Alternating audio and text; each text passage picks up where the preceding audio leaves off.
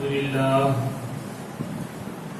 لله رب العالمين والصلاة والسلام على سيد الأنبياء والمرسلين وعلى آله وأصحابه أجمعين أما بعد فأعوذ بالله من الشيطان الرجيم بسم الله الرحمن الرحيم إن المنافقين في الدرك الأسفل من النار ولن تجد لهم نصيرا صدق الله العلي العظيم.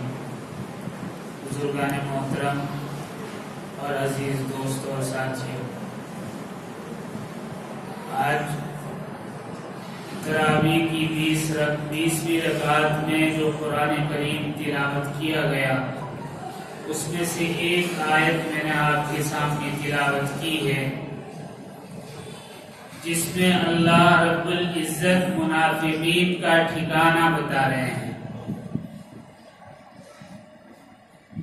اللہ رب العزت ارشاد فرماتے ہیں ان المنافقین فی الدرک الاسفل من النار، یقیناً منافقین جہنم کے سب سے نچلے درجے میں ہوں گے۔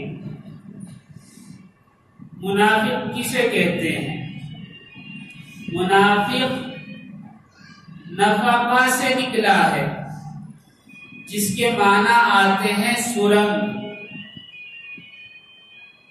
بعض علماء کہتے ہیں کہ یہ لومڑی کے رہنے کے گھر سے نکلا ہے، کیونکہ لومڑی جو اپنے رہنے کے لیے گھر بناتی ہے یا جس غار میں وہ رہتی ہے، اس میں دو راستے رکھتی ہے، ایک آگے کا اور ایک پیچھے کا۔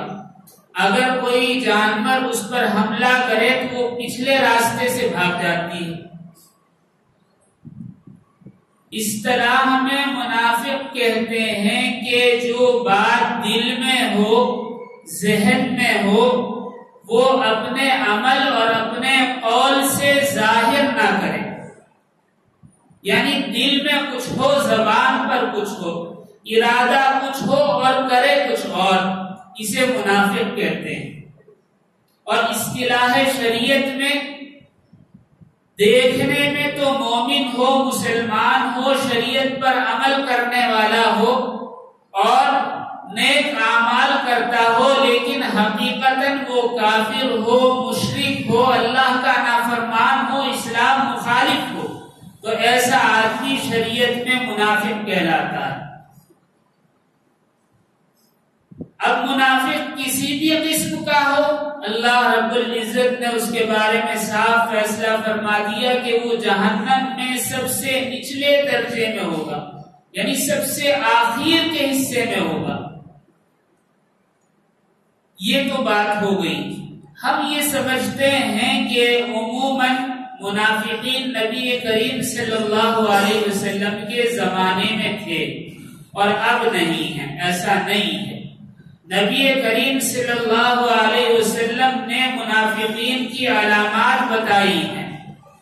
بخاری اور مسلم شریف کی حدیث ہے، نبی کریم صلی اللہ علیہ وسلم نے ارشاد فرمایا، جس میں 4 علامتیں، 4 خصلتیں پائی جائیں، سمجھ لو کہ وہ منافق ہے۔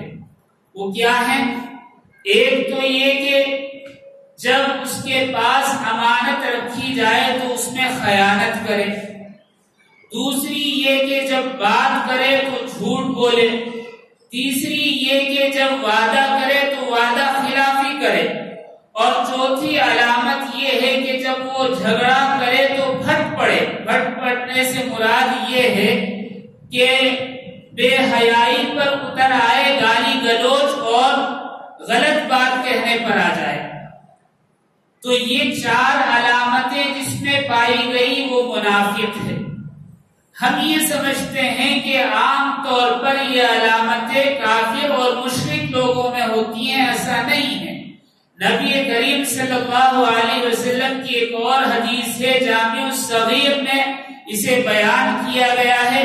نبی کریم صلی اللہ علیہ وسلم نے ارشاد فرمایا، جس میں 3 خصلتیں ہوں تو وہ منافق ہے۔ اگرچہ وہ نماز پڑھے، روزہ رکھے، حج کرے،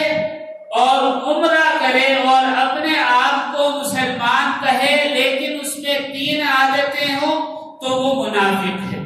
کیا عادتیں؟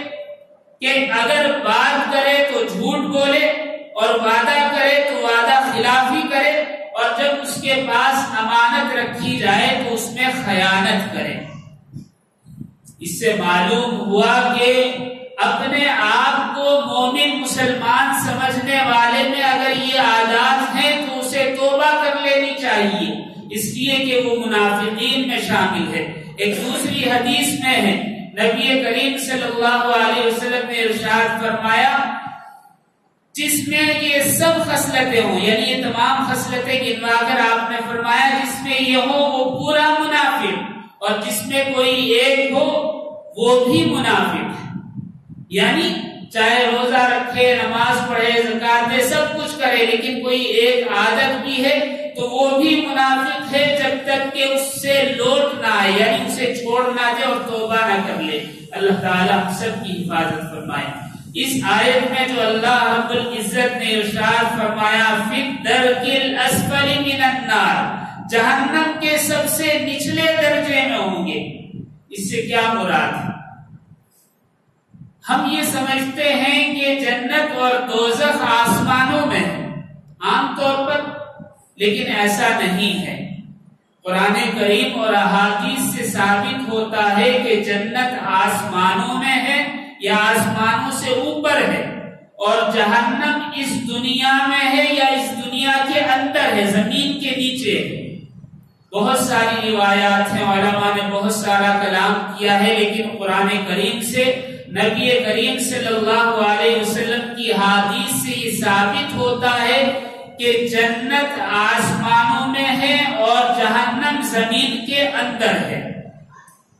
امام حاکم رحمۃ اللہ علیہ نے حضرت عبداللہ بن سلام رضی اللہ تعالی عنہ کا یہ قول نقل کیا ہے۔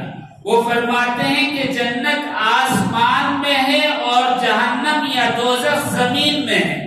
ایک اور قول ہے اسی طرح حافظ ابن رجب رحمۃ اللہ علیہ نے حضرت ابن عباس رضی اللہ تعالی عنہ کا قول نقل کیا ہے۔ وہ فرماتے ہیں کہ جنت 7ویں آسمان میں ہے اور جہنم 7ویں زمین میں ہے۔ تو اس سے واضح ہو گیا کہ جنت اوپر ہے اور جہنم نیچے ہے۔ عام طور پر اصطلاحات بھی ہوتی ہیں کہ اس کا مقام اونچا ہو گیا، وہ اونچے مقام پر ہے، وہ بلند مقام پر ہے۔ یہ انسان کی فطرت میں ہے، اور نبی کریم صلی اللہ علیہ وسلم کی احادیث سے اور بہت ساری قرآنی آیات سے بھی معلوم ہوتا ہے کہ اللہ تعالیٰ جب کسی کو ذلیل و رسوا کرتا ہے تو اسے آسمان سے زمین پر دے مارتا ہے، پٹک دیتا ہے، جیسا کہ بہت ساری روایات میں احادیث میں آیا ہے کہ مومن کی جب روح نکالی جاتی ہے اور عرش کی طرف لے کر جایا جاتا ہے تو دروازے کھول دیے جاتے ہیں آسمان کے، اور اس روح کو گزرنے کا موقع دیا جاتا ہے۔ لیکن جب کسی کافر مشرک کی روح جاتی ہے تو دروازے بند کر لیے جاتے ہیں اور اس روح کو زمین پر پٹک دیا جاتا ہے، پھینک دیا جاتا ہے۔ بہرحال اب سوال یہ ہوتا ہے کہ جس زمین پر ہم رہتے ہیں اگر جہنم اسی زمین پر ہے تو کہاں ہے؟ آج کا دور آنکھوں دیکھا ہے، جب تک آنکھوں دیکھا حال معلوم نہ ہو جب تک یقین نہیں آتا۔ حضرت ابن عباس رضی اللہ تعالی عنہ کا ایک قول میں نے نقل کیا تھا کہ قرآن کریم کی بہت ساری آیات وقت کے ساتھ ساتھ معلوم ہوں گی کہ اس میں کیا بیان کیا گیا ہے۔ آج وہی دور ہے۔ حضرت ابو ہریرہ رضی اللہ تعالی عنہ بیان کرتے ہیں کہ ہم مدینہ المنورہ میں بیٹھے ہوئے تھے نبی کریم صلی اللہ علیہ وسلم کے پاس۔ اچانک بہت زور سے دھماکہ ہوا۔ کیسا دھماکہ؟ جیسے کوئی وزنی چیز گرتی ہے، ایسی آواز آئی۔ تو ہم نبی کریم صلی اللہ علیہ وسلم نے پوچھا جانتے ہو یہ کیا ہے؟ ہم نے کہا کہ اے اللہ کے نبی آپ اور اللہ رب العزت زیادہ جانتے ہیں کہ یہ کیا تھا۔ نبی کریم صلی اللہ علیہ وسلم نے ارشاد فرمایا ایک پتھر 70 سال پہلے جہنم میں پھینکا گیا تھا، جو اب اس کی تہہ میں جا کر گرا ہے۔ اس سے معلوم ہوتا ہے کہ جو زمین ویبریٹ ہوئی تھی یا جو دھماکے کی آواز حضرت ابو ہریرہ اور نبی کریم صلی اللہ علیہ وسلم کو آئی تھی، اس سے ثابت ہوتا ہے کہ جہنم اسی زمین میں ہے یا اسی زمین کے اندر ہے، اور آج سائنس اس کو پروف بھی کر رہی ہے۔ کیا 1951 میں رشیا کا ایک صوبہ ہے سائبیریا، آپ نے سنا ہوگا یا نیٹ پر دیکھا ہوگا، وہاں ایک پروجیکٹ پر کام شروع کیا گیا۔ کیا پروجیکٹ تھا؟ وہ یہ تھا کہ ہم زمین کے اندر جو مختلف مادے ہیں ان کو نکالیں اور دیکھیں کہ زمین کے اندر کیا ہے۔ زمین کو کھودنا شروع کیا، کھودتے کھودتے 19 سال بعد اتنا کھود لیا کہ اس کی گہرائی، اس کی ڈیپ جو تھی 14.4 کلومیٹر کی تھی، یعنی 14.5 کلومیٹر کے قریب گہرائی میں اس کو کھودا گیا۔ وہ گڑھا آج بھی موجود ہے، آپ نیٹ پر دیکھ سکتے ہیں۔ اس کے کھودنے والے اور اس پروجیکٹ میں کام کرنے والے سب کے سب بے دین، چونکہ رشین تھے اور وہ کسی مذہب کو نہیں مانتے، کسی خدا کو نہیں مانتے، بے دین لوگ، انہوں نے یہ کہہ کر اس پروجیکٹ پر کام بند کر دیا کہ ایک تو حرارت بہت زیادہ ہے، زمین کے اندر حرارت بہت زیادہ ہے، وہاں کام نہیں کیا جا سکتا۔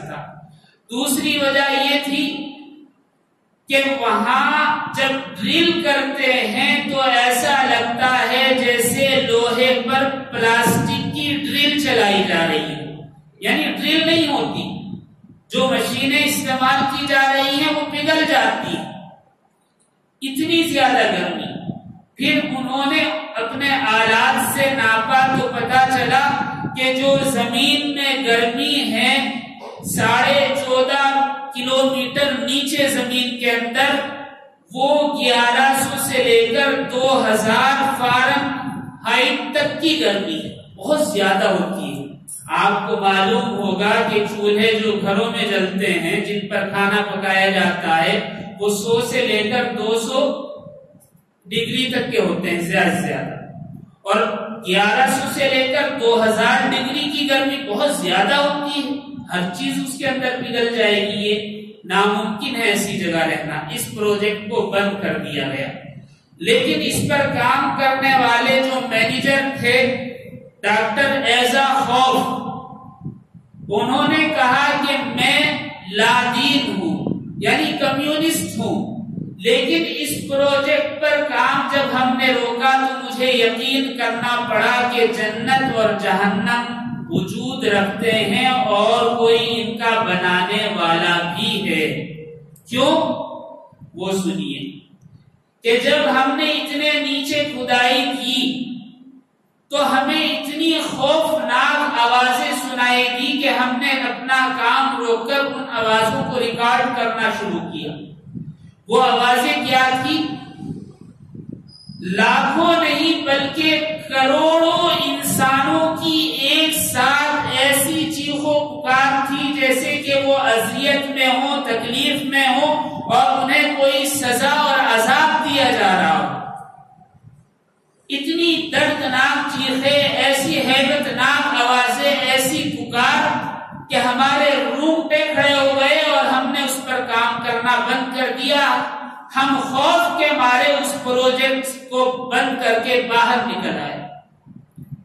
اس سلسلے میں رشین گورنمنٹ نے نہ تائید کی نہ انکار کیا، یعنی اخبارات میں یہ بات اٹھی تو انہوں نے کوئی کامنٹ نہیں کیا کہ یہ سچ ہے یا جھوٹ ہے۔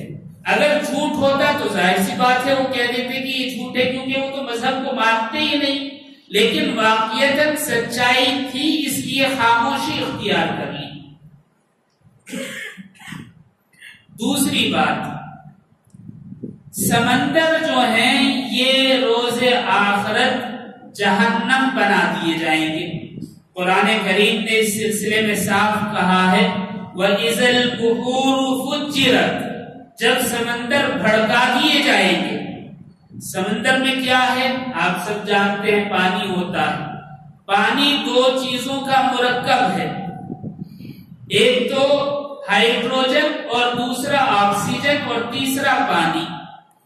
जब इसमें से पानी निकाल लिया जाए तो ऑक्सीजन और हाइड्रोजन मिलकर ऐसी जबरदस्त आग लगाएंगे कि कभी नहीं बुझाई जा सकती। और अहादीस में भी है कि जिस तरह जमीन का किनारा है इसी तरह जहन्नम के किनारे भी होंगे। जहन्नमी उनसे निकलना चाहेंगे तो फरिश्ते उनको मारकर धकेल देंगे। एक और ऐसी ही निशानी साइंस ने जाहिर की है। फ्रांस के एक समंदरी साइंसदान जैकी स्टोफ ने मरते हुए एक बात का इंकिशाफ किया। क्या कि जब मैं समंदर की बिल्कुल नीची सतह पर आखिरी दर्जे पर पहुंचा और वहां कुछ गार मैंने देखे तो उनसे ऐसी हैबतनाक इंसानी चीखों की आवाज सुनी कि मैं डरकर वापस आ गया और उस तरफ नहीं गया। हालांकि सब जानते हैं कि पानी में आवाज नहीं आती, पानी में अगर कोई आवाज होती है तो सुनाई नहीं देती, लेकिन वो कैसी हैबतनाक चीखें होंगी, कैसी दर्दनाक आवाजें होंगी कि पानी में भी जैकी स्टोफ ने सुनी और मरते जब तक उसको अपने सीने में रखा, मरते हुए बयान किया कि ऐसे ऐसे हुआ था, लेकिन मैं खौफ के मारे वापस आ गया। इससे जाहिर होता है सहाबाए किराम रिज़वानुल्लाहि ताला अलैहिम अजमईन ने जो कहा वो बिल्कुल सच है कि जमीन के नीचे जहन्नम है। और बहुत सारी रिवायात अहादीस से भी साबित होता है, क्योंकि जो ऊंचा मकाम अच्छा मकाम होता है वो ऊपर की तरफ है। हर वो अच्छी जगह जो अर्शे इलाही की तरफ ले जाए वो सबसे अच्छी है। जन्नत अर्शे इलाही के नीचे है और जहन्नम जमीन में है। तो जाहिर सी बात है, इससे मालूम हुआ कि जो मकाम अल्लाह रब्बुल इज्जत अता करते हैं किसी को अच्छा मकाम तो वो ऊपर है और किसी को बुरा मकाम अता करते हैं तो वो नीचे है। बहरहाल इस आयत करीमा से मालूम हुआ कि जिसमें 3 खसलतें या 4 खसलतें पाई जाएं कि बात करे तो झूठ बोले, अमानत रखे तो खयानत करे, वादा करे तो वादा खिलाफी करे और लड़ाई झगड़ा करे तो बेहयाई और गाली गलौज पर उतर आए। जिसमें ये 4 खसलतें हो वो मुनाफिक है। और मुनाफिक का मकाम मुशरिक से भी ज्यादा खतरनाक है कि मुशरिक तो खुल्ला नाफरमानी करता है और मुनाफिक अल्लाह रब्बुल इज्जत को धोखा देना चाहता है। अल्लाह ताला हम सबको इससे बचाए और इन सिफात खबीसा से हमारी हिफाजत फरमाए और कहने सुनने से ज्यादा अमल की तौफीक अता फरमाए। व आखिरु दावाना अनिल हम्दुलिल्लाह।